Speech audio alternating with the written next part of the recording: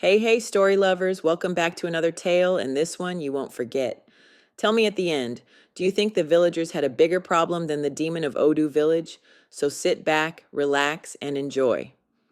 Once upon a time, there was a village called Odu, or so the stories say.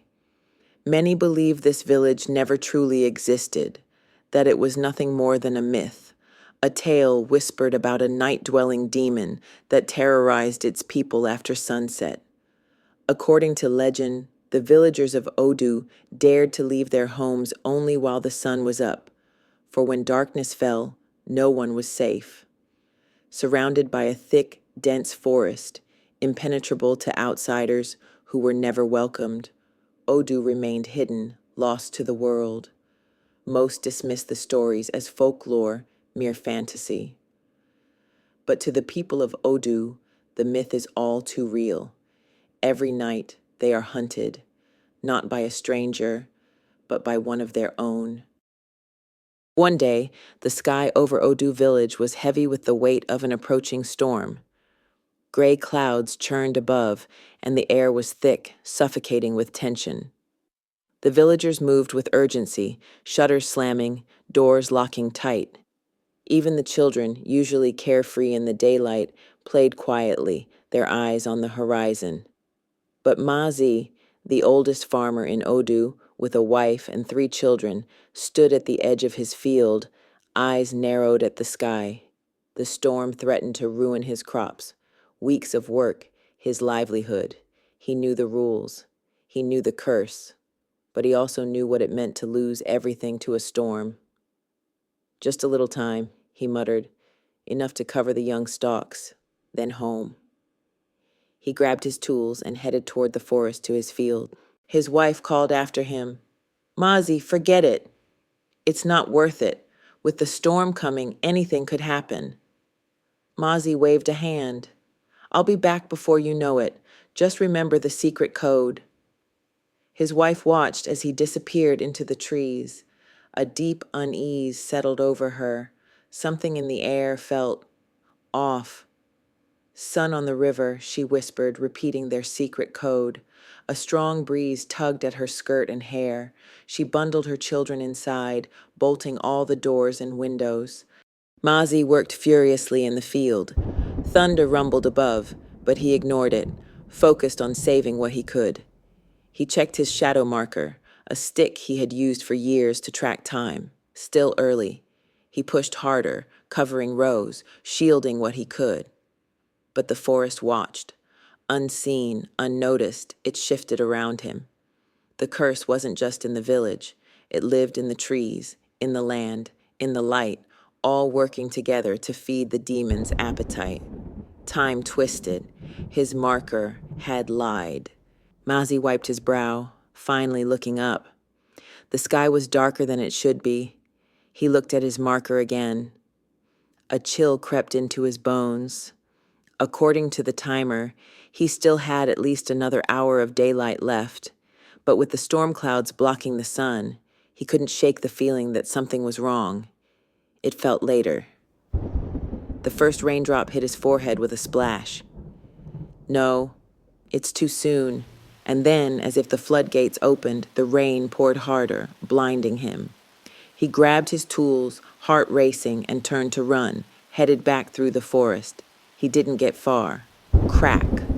A massive tree, loosened by the storm, crashed down, pinning his leg beneath its soaked, heavy trunk. No! Help! Somebody help me! Mazi struggled to free his leg. The pain was excruciating, but it was no use. The tree was too heavy. Somebody help me! He screamed again. 2 young men stumbled upon him, drenched and breathless. They too had been tricked by the storm, by the forest's lies. Mazi! They ran to him, trying to lift the tree. It's too heavy. The sky darkened even more. They tried again, desperately. Then the howl, low, distant but unmistakable. They froze. No, not now. Mazi's eyes pleaded. Don't leave me, please. But they knew what that sound meant. One of them whispered, tears falling. I'm sorry, Mazi. They ran. Mazi screamed after them, but the forest swallowed his cries. The storm quieted. The forest grew still. Mazi lay trembling, breath shallow, heart pounding like a drum. A shadow moved, tall, thin, with eyes that burned like scorching fire, horns like an antelope, dark as the void.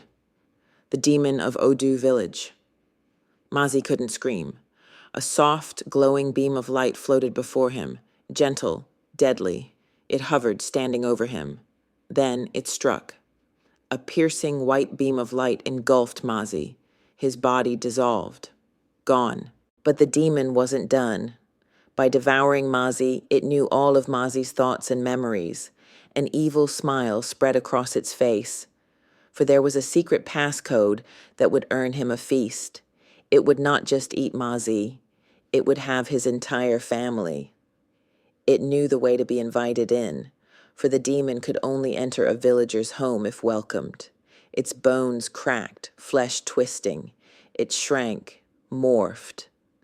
Mazi's face emerged, eyes kind, voice gentle. The demon became him, perfectly. Mazi's wife sat close to the door, clutching her youngest child. The storm had passed, but dread lingered. The older children watched her, silent, afraid. "Mama, do you think Papa is okay?" She nodded, probably ran to the nearest house for cover. Then, a knock. She jumped. Who is it?" "It's me, love. Mazi. But it's dark. How do I know it's you?" "My love, why don't you ask me the secret code?" She looked at her children. What is the secret code?" "Sun on the river." Her heart leapt. He knew the secret code. Her hand hovered over the lock. "Are you sure, Mama?" Her eldest whispered. Tears welled in her eyes. "It's him. He's safe." She opened the door. A blinding light filled the room, and in moments, they were all gone. The next morning, the village awoke to whispers. Mazi's front door was wide open, the house inside, empty. No struggle, no blood. But the telltale signs of scorched wood marked the floor and doorframe like a signature left behind. "What on earth could have made them open the door?" one villager asked, voice low. "It is forbidden to open one's door after the sun gives way to darkness." The villagers shook their heads, silent and uneasy. Then a young man stepped forward. His clothes were damp, his face gaunt. "We tried to help him," he said. "A tree had fallen on him.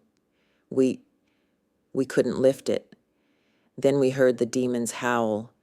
We had no choice but to run. Maybe he freed himself," an elder offered, "and tried to run back home before it was too late. Maybe the demon caught him just as he reached his door." "No," the other young man interrupted, his voice trembling. "I was there. His leg was crushed. There's no way he got up. He never made it home." A heavy silence followed. Then another elder stepped forward, his voice grave. "It was foretold," he said, "that the demon would evolve with time. I believe it has now gained the power to shapeshift." He looked at the open door. For that door to be open, Mazi's wife must have believed her husband had returned. She didn't open it for a stranger. She opened it for the face she trusted, and that face was the demon of Odu Village. Muna had been the only child of his parents when they were taken, killed by the demon. It was a night he had no memory of, but the weight of guilt never left his heart. Every time someone in the village was killed, the next morning the people would look at him with a mixture of sorrow and fear. Sorrow for the burden of the curse that only he carried. Fear for what might happen to them if they were ever caught outside after dark. But what chilled them most was the demon's growing power, especially its ability to shapeshift. Some whispered that the demon had taken Mazi's form, and that's how it had gained entry into his home and devoured his wife and children. Muna lowered his head. A heavy hand rested on his shoulder. "No one blames you, my son," said the village elder, Chief Bello. "It's not your fault." Villagers around him nodded. This is how we've lived for generations. Because you are the bloodline of the old king, the curse has fallen to you. Muna bowed gently to his elder. He had no memory of what happened once the sun went down. Every morning, he would wake in his bed, as if nothing had happened. But he knew. He was the demon of Odu Village. At night, Muna's body twisted in agony. He became the demon. But he could not enter a home uninvited. That was part of the curse, so he shape-shifted. One night he was a child crying for help. Another, a mother calling her son. Another, a man shouting the secret password. And each time the door opened, and the beam of light took them. What he didn't understand was how the villagers could still show him kindness, how they could offer him smiles and acceptance, knowing he had been the one terrorizing them for years. He would give anything to be rid of the curse, but his many attempts had only brought more pain. Every failed effort cost the village lives. Eventually, the people of Odu begged him to stop trying. They agreed to adapt. After all, it was their ancestors who had brought this fate upon them. It broke his heart that the villagers could love him by day, but flee from him by night. It was a lonely existence, one he dreaded. That day, he did what he did best. He showed kindness and love to the people. They accepted his charity and generosity without hesitation. They had learned over generations that if they followed the rules strictly, they could go weeks, even months, without an attack. Once they had nearly made it an entire year without incident, but every so often, someone in the village grew careless or complacent, and when they did, they paid for it with their life, the curse reminding them why fear was necessary. But they saw Muna's transformation as a sacrifice he made for the village each night. He was their hero by day. The sun was high in the sky, a harsh brightness that made her squint and drew beads of sweat across her brow. Annabel stood at the side of a cracked, lonely highway, the hood of her car propped open, smoke curling from the engine like a warning. She cursed under her breath and checked her phone again, still no signal. The road behind her was quiet. No traffic, no other villages for miles, just forest, endless, ancient forest. She stared at it for a long time, then grabbed her backpack, locked the car, and stepped off the road, into the trees. She wasn't lost. If anything, she was relieved. The car had the good sense to break down at the right time. She was sure she was close. Odu Village was near, very near. She could feel it. Annabel had spent years chasing whispers, in dusty archives, in buried records, in the folk tales passed down by elders in her home village, in strange footnotes most historians ignored. There had been a village, Odu, erased from maps, dismissed as myth, but she had found enough to know it was real. They said it was cursed, that no one entered and came back the same, that a demon stalked it each night. She needed to know if the stories were true, and if they were, the world needed to know that Odu Village was not just a legend. The forest felt wrong. As she walked deeper, the trees grew thicker, the light dimmer. The birds were silent. Her steps slowed.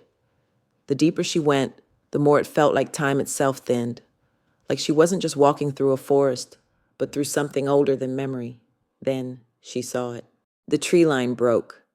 She stepped out onto a hilltop clearing. Down below, nestled in a bowl of thick green trees, sat a village. Odu Village. It looked like something pulled out of a different century. Mud brick homes, thatched rooftops, smoke curling from early fires, people dressed in traditional cloth. It was like the world had forgotten them, and they had forgotten the world. Annabel made her way down the slope, following a worn path toward what looked like an ancient market square. The villagers saw her. Children pointed. Women pulled them close. Men gathered, tense, whispering. Then someone shouted, "Stranger!" And just like that, the village square erupted. People spilled from their homes, their faces twisted with fear. She might as well have been an alien with two heads by the way they looked at her. Fear, suspicion, rage. She's an omen. Send her back. She'll wake the light. Wake the light? Annabel whispered, confused. She raised her hands. I don't mean any harm. I'm just lost. They didn't believe her. A brick flew and struck her on the side of her head. Annabel gasped and grabbed her face, her heart pounding. Please, I don't mean you any harm. Another brick whizzed past her cheek. She turned to run, but the crowd closed in, forming a wall of rocks, machetes, and raised sticks. Blood seeped between her fingers. She closed her eyes and crouched down. Please let this not be how it ends. Then a voice cut through the chaos. Enough. The crowd parted. She opened her eyes and saw a young man stepping forward, tall with regal bearing, a medium brown complexion, and hazel eyes that shimmered like dusk through amber glass. He wore rich traditional cloth draped across his shoulder. No crown, but the weight of ancestry clung to him. Muna. She's done nothing wrong. Let her speak. Annabel's eyes met his, and something passed between them. Recognition, curiosity, a strange familiarity, though they had never met. The villagers watched as Muna helped Annabel to her feet. Her face was bruised, her temple bleeding, but she stood tall, eyes defiant despite the pain. Her wound needs to be tended to, Muna said firmly, scanning the crowd. No one moved, no one offered. They all just stared, afraid, silent, resentful. Not of her, but of him. They would have stoned her. They were going to. But no one disobeyed Muna. Not out of respect, but out of fear and a weird sense of gratitude. Because if not for him, Odu Village would be lost. He led her through the village, the crowd parting reluctantly. Eyes followed them, suspicious, whispering, "She doesn't belong here. He's bringing something bad into the village. She'll break the rules." Muna led her to a small hut at the edge of the square. It had once belonged to his parents. He rarely stepped inside, only kept it swept, as if preserving the past he couldn't quite face. The space was modest but neat. A clay bowl of cool water sat beside a woven mat. Without a word, he handed her a cloth. She pressed it to her temple and winced. "Thank you," she murmured, voice trembling. "You're safe now," he said. A short silence passed between them, tense but not uncomfortable. Then he sat on a low stool beside the wall. "My name is Muna," he said finally, his voice calm but low, like it carried weight he didn't speak of. She looked up, surprised by the softness in his tone. "Annabel," she said, "thank you for stepping in." "They were afraid," he replied. "Fear makes people cruel."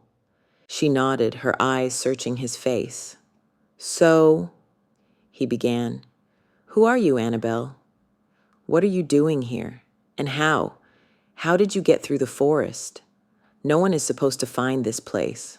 The forest surrounding Odu Village keeps strangers out, and Odu's safe." "My car broke down," she said. "Car?" he asked, genuinely surprised. "You have a car?" "Yes.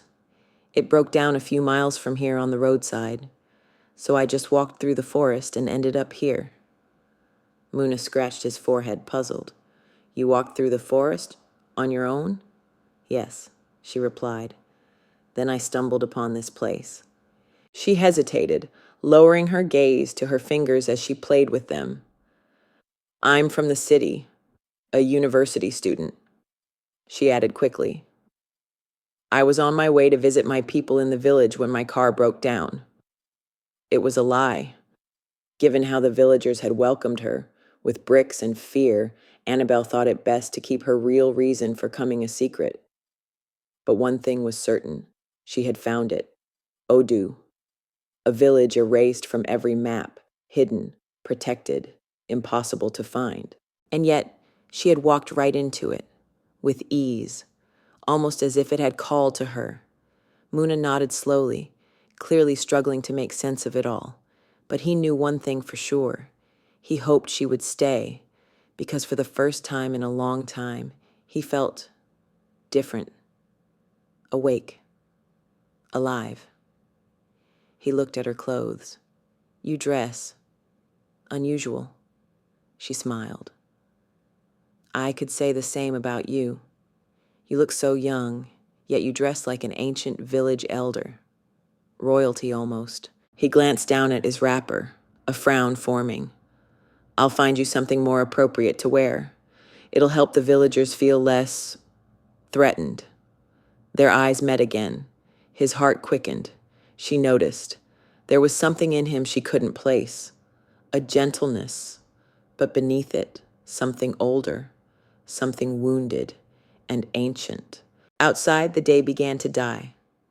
The sun slid lower in the sky. The village was already shifting. Fires were being put out. Doors were being barred. Laughter faded into silence.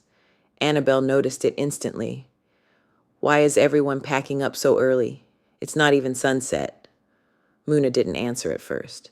He reached for a woven cloth and draped it over the small window. "Here in Odu, we live our nights during the day." "What happens at night?" she asked, trying to hide her enthusiasm. He paused again. "Just don't open your door after sunset. Not for anyone.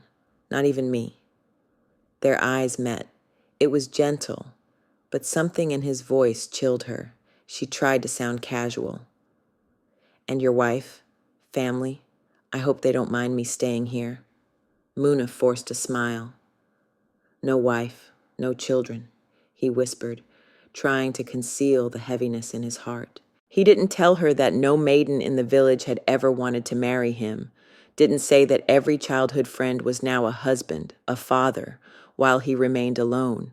No matter how kind he was, no matter how beloved he seemed, every young woman in Odu Village feared what lay behind his smile once the sky turned black.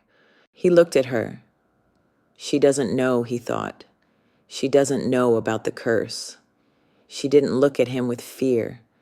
And in some distant, aching part of him, he liked that. They spoke for a while.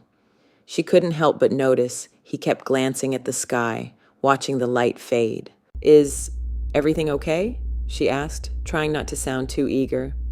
Could it be real, she wondered? Is this village really afraid of the night? He agreed to let her stay for a few days, said he would speak with the elders the following day and get their approval. "But you must not leave this hut after the sun goes down," he warned again. "Promise me." She nodded.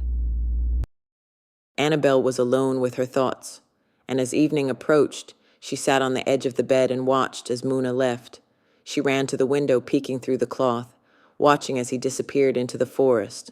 She could feel it in her chest. There was something here, in this village, something that pulsed beneath the silence, something that hunted the dark. Could the myth of the demon of Odu Village be real, or was her mind just working overtime? And as for Muna, she liked him. She liked him a lot, but there was more to him, the way the villagers obeyed him on command. Yet she sensed fear. She didn't know who or what Muna really was, but there was something powerful, and yet cautious, and she was going to find out. Morning light crept through the cracks in the woven hut wall, painting thin golden lines across the floor. Annabel sat up slowly, the events of the previous night clinging to her like sweat. The silence outside was calm, eerily so. No screams, no howls. Not anymore. Then, a knock, gentle, rhythmic. Annabel's heart jumped. For a second, she froze. "It's Muna," a voice called, warm and familiar. "May I come in?" She exhaled. "Yes." The door creaked open, and Muna stepped in carrying a small woven tray. On it sat roasted yams, slices of smoked meat, and a clay cup filled with a thick, sweet-smelling liquid. He smiled. "Dinner." She looked at the tray, blinking. "Dinner?" "In Odu," he said, placing the tray gently by her side. We eat dinner for breakfast. No one stays up for dinner anymore. His voice was light, but something behind it felt heavy. Annabel raised an eyebrow but said nothing. She picked at the food. "It's good," she said after a moment. "Here, put these on." He threw a beautiful wrapper on the mat next to her. "Thank you," she said, feeling the fabric. She tried sipping the liquid. "The wine's strong," he chuckled softly. Then her tone shifted. "I thought I heard something last night." He glanced at her, saying nothing. A sound, like a howl. And later, there was a knock. I think it was a child, a boy. He said he was lost and needed help. She looked at him carefully. "I didn't open the door. I remembered what you said." For a moment, something in Muna's eyes changed, tightened. Then he smiled gently, but it didn't quite reach his eyes. "Good," he said softly. "You did the right thing." He stood. "I need to speak with the elders about your stay." "I won't be long. Just stay inside the village and don't wander far." She nodded. He hesitated, like he wanted to say more, then turned and left. Later that morning, Annabel stepped out into the sunlit village square. The brightness almost felt unnatural after the dread of the night. She tied the wrapper as best as she could. She needed to make a start on the real reason she was here, her research. Is Odu Village cursed? Is there a demon? So far, she's proven that Odu Village exists. People moved about, but they didn't greet her. Some looked away. Others stopped talking as she passed. Still others simply stared, openly, unkindly. She approached a group of women folding cloths. They scattered when she got too close. She was about to turn back when she noticed an old woman sitting beneath a twisted fig tree at the edge of the village. The woman was small, with skin like dried earth, with a patch over one eye. She stirred a bundle of herbs in her lap with slow, deliberate fingers.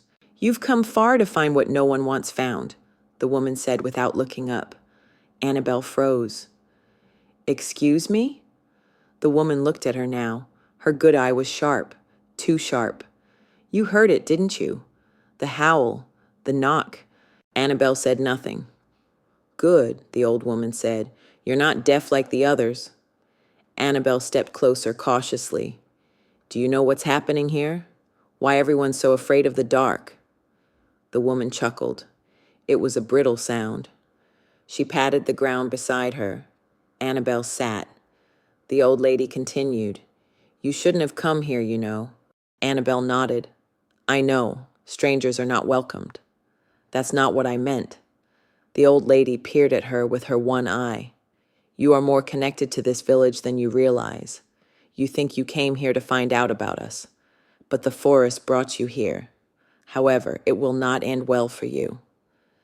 I don't understand." The old lady smirked. "Let me tell you a story. Long ago, Odu Village was not cursed. It was powerful, rich, beautiful.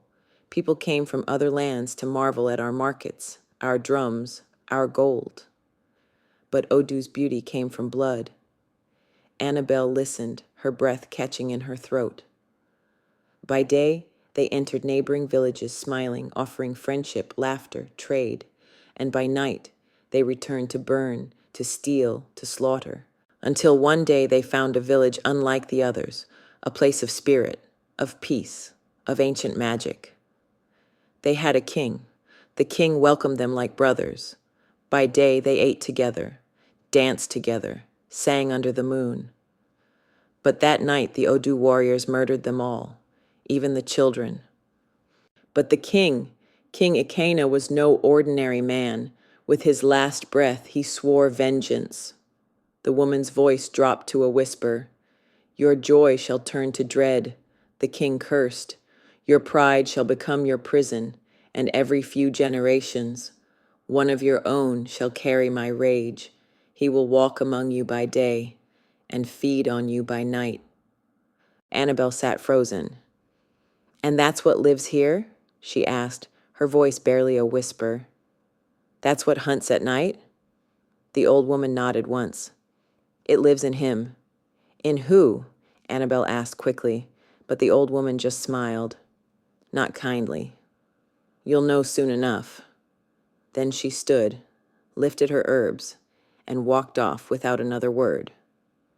But wait, why won't it end well for me here? She yelled after the old lady. Annabel sat there, her heart pounding. Later that day, she spent time with Muna. She didn't tell him about her encounter with the old lady. His quiet, confident tour of the village made her feel strangely safe. They stole glances at each other when they thought the other wasn't looking, soft, lingering looks that said more than words. But just like the first evening, as soon as the sun slipped below the horizon, Muna vanished into the forest. That night was no less terrifying than the one before. The strange howls returned, but what unsettled her most was the young woman who knocked on the door, sobbing and begging to be let in.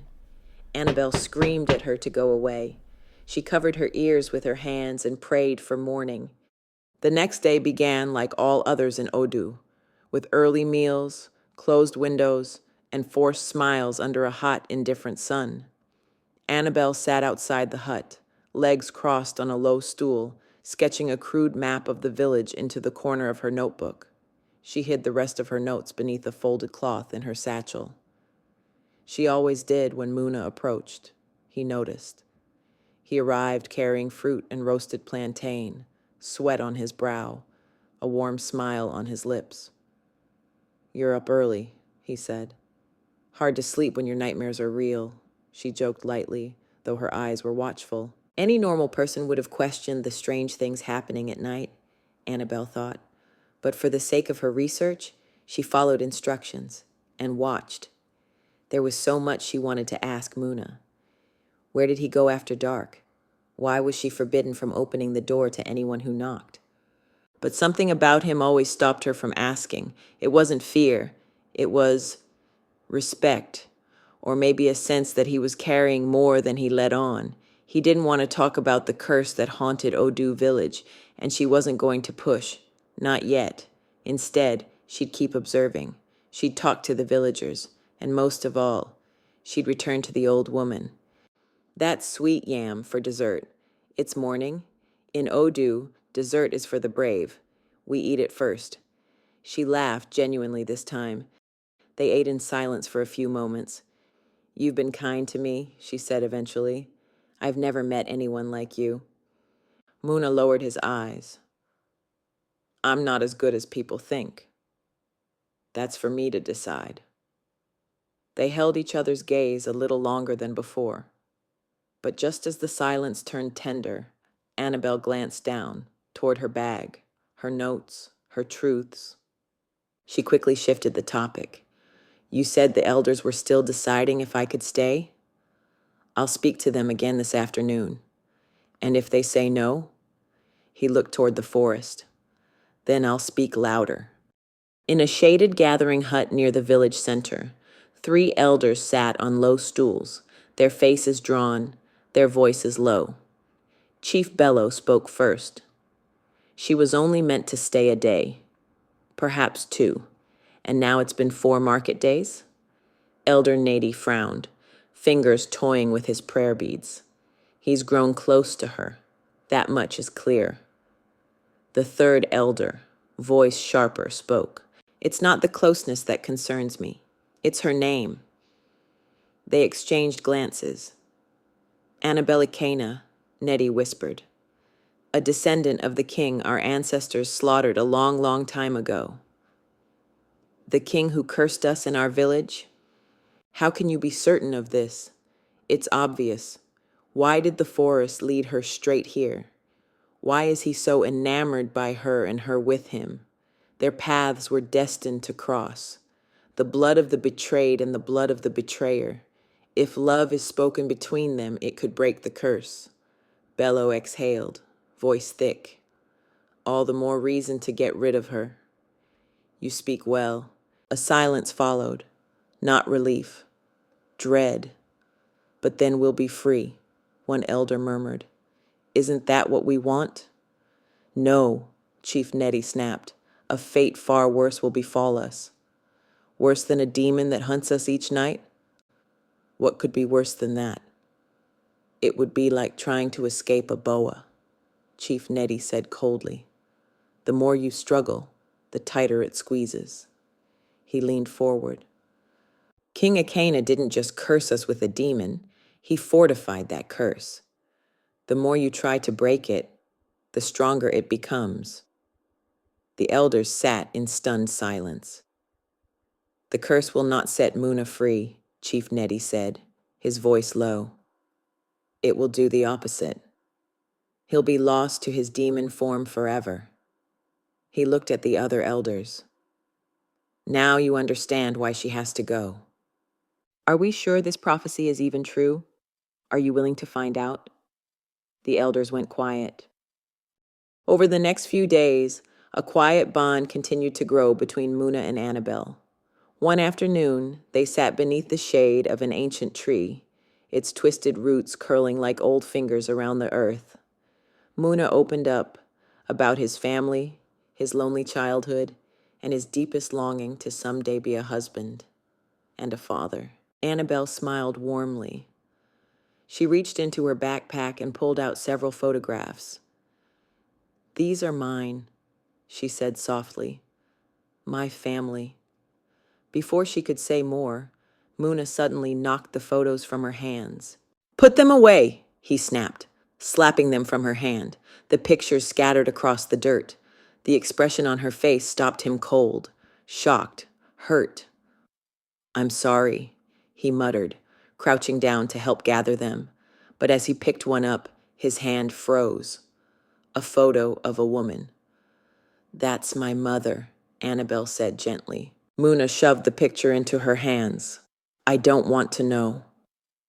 Annabel stared at him, confused. Why? She whispered, not yet understanding. Neither of them said another word. Moments later, she watched him walk away, his shoulders heavy, his eyes full of a sadness he didn't know how to explain.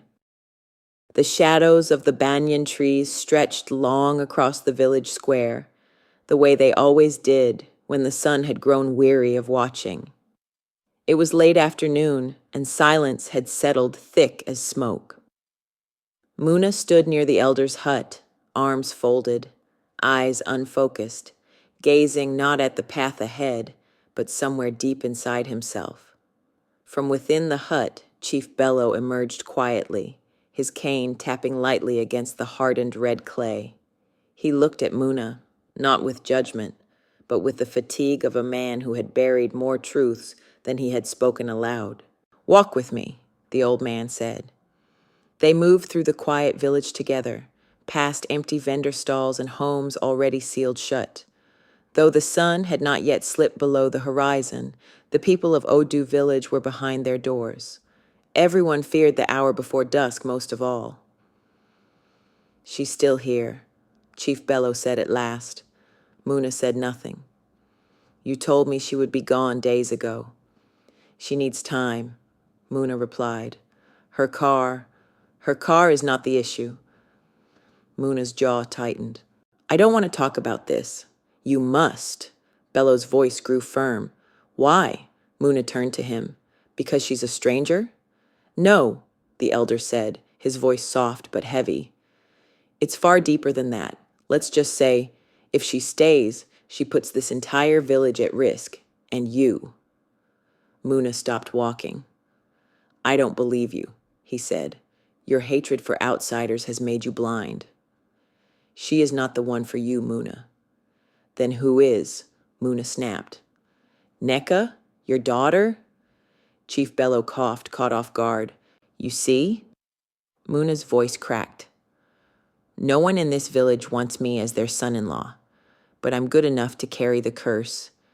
As long as I keep suffering, the rest of you feel safe. All I've ever wanted is a family of my own. I love Annabel. The elder's eyes darkened. Muna, do you want to end up killing your future wife and children the way you killed your parents? Muna went still, You were 13 when the curse chose you, the elder said grimly.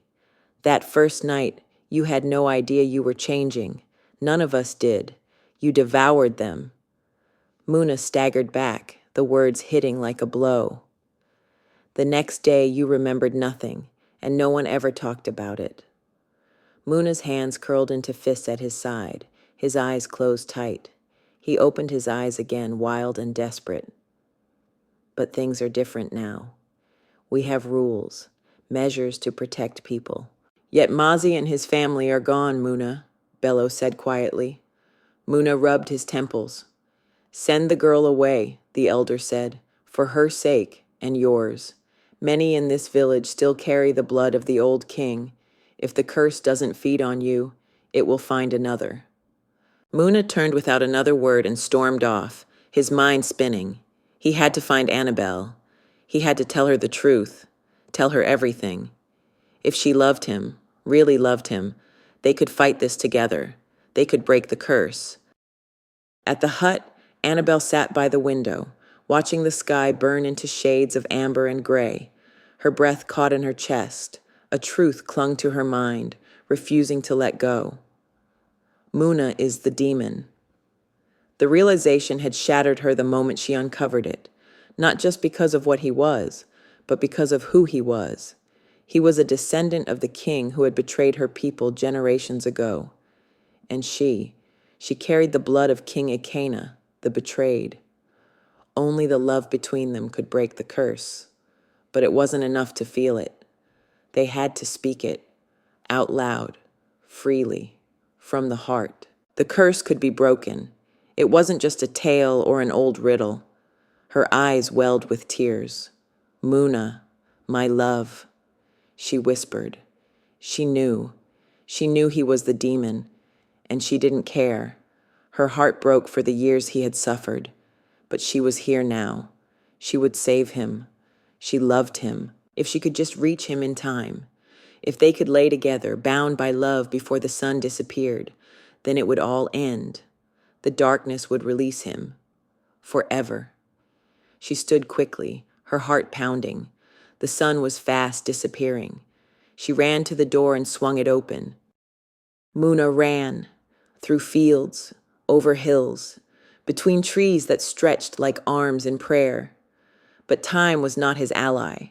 His legs cracked mid-stride, skin blistered and bubbled, his arms stretched unnaturally, his jaw locked. His scream tore through the forest as horns erupted from his head. No, not now. No! The last sliver of sun sank behind the hills, and the demon returned. A low, guttural howl echoed across the land. Then, still panting, still shaking, he grinned. In a blink, the creature shifted.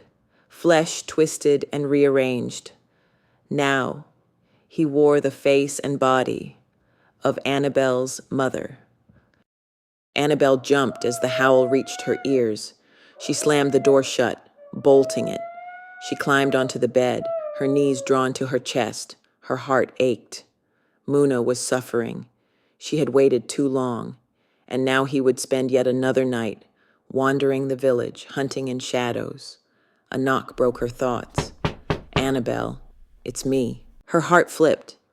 Mama? Yes, let me in. Annabel rushed toward the door but paused. Mama, what are you doing here? How did you even find me? We've been looking for you for days, came the voice. Your car was found. Your father and I searched the forest. I heard something howling. It's getting closer. Please open the door, my child.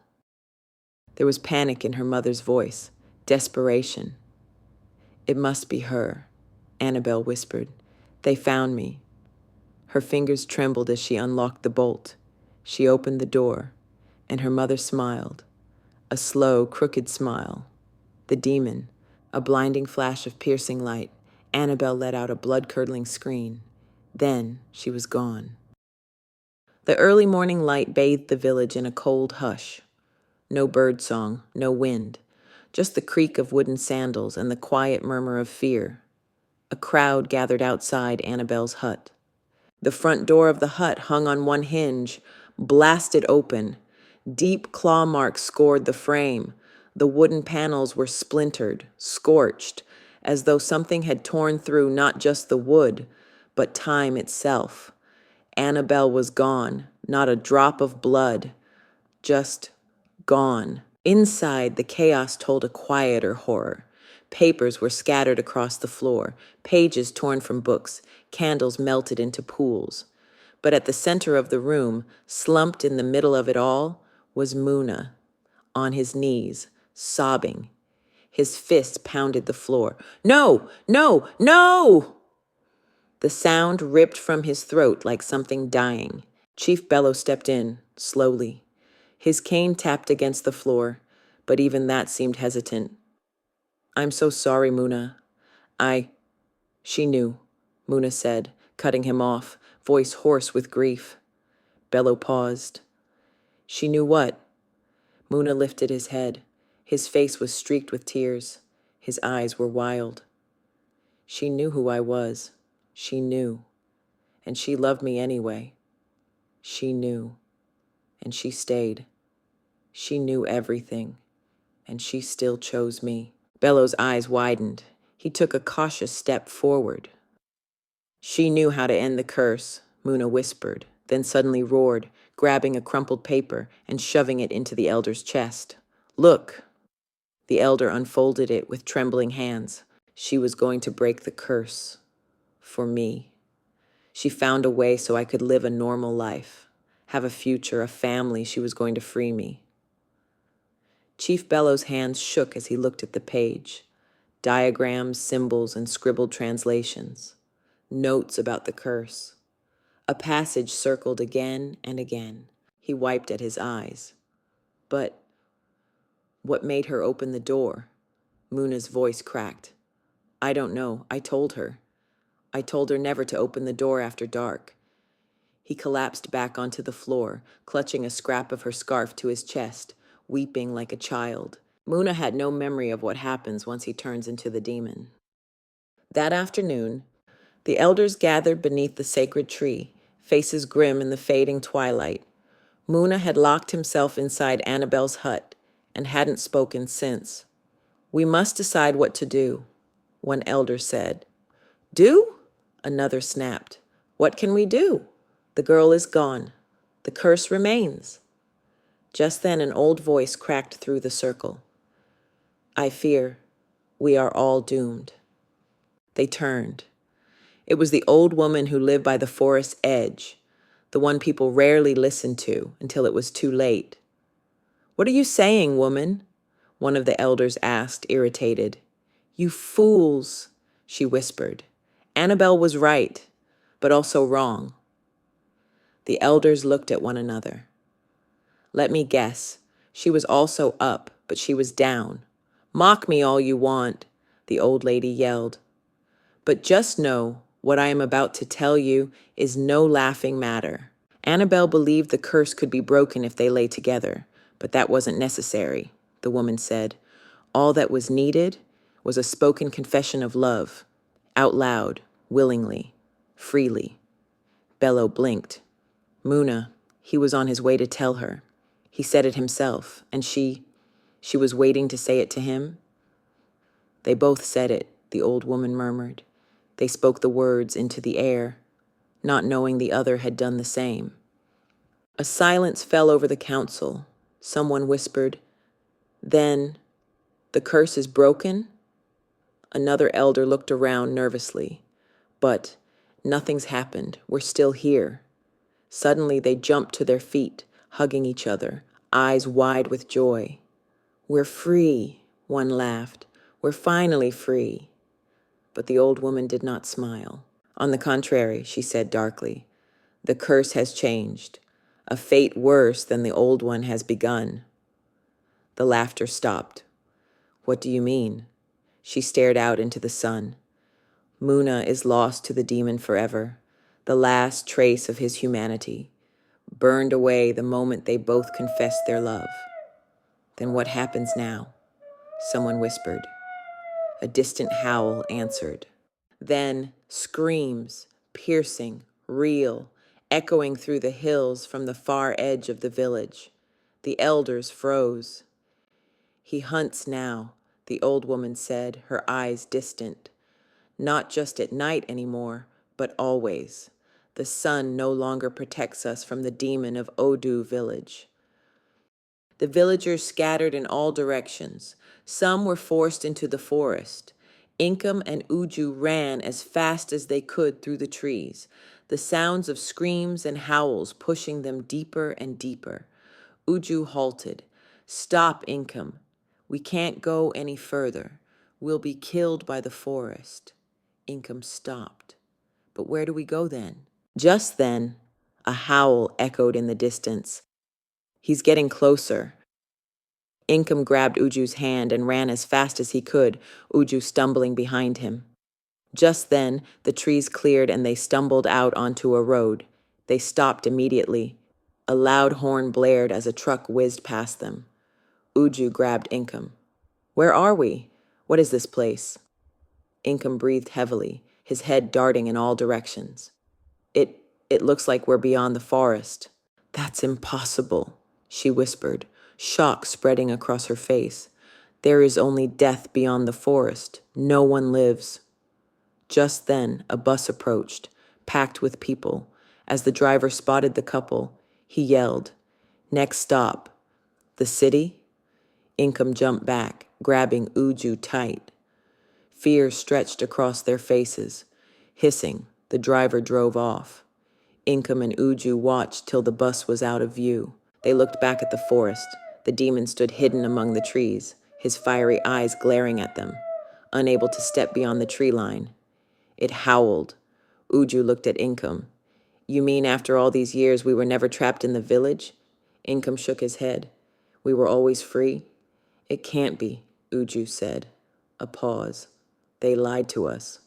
Hey, story lovers! So what did you think of this one? This tale is a powerful reminder of what can happen when we let our demons, real or imagined, control our lives through fear. Sometimes that fear is handed down through generations. But if we're brave enough to face it, we often discover something surprising. We were the ones holding ourselves captive all along. If this story resonated with you, please share it with someone who needs to hear it. We all know someone who believes their life is shaped only by external forces. Hopefully, this tale helps them see what truly holds them back. Because in the end, the only thing we really need to fear is fear itself. Until my next story, bye for now.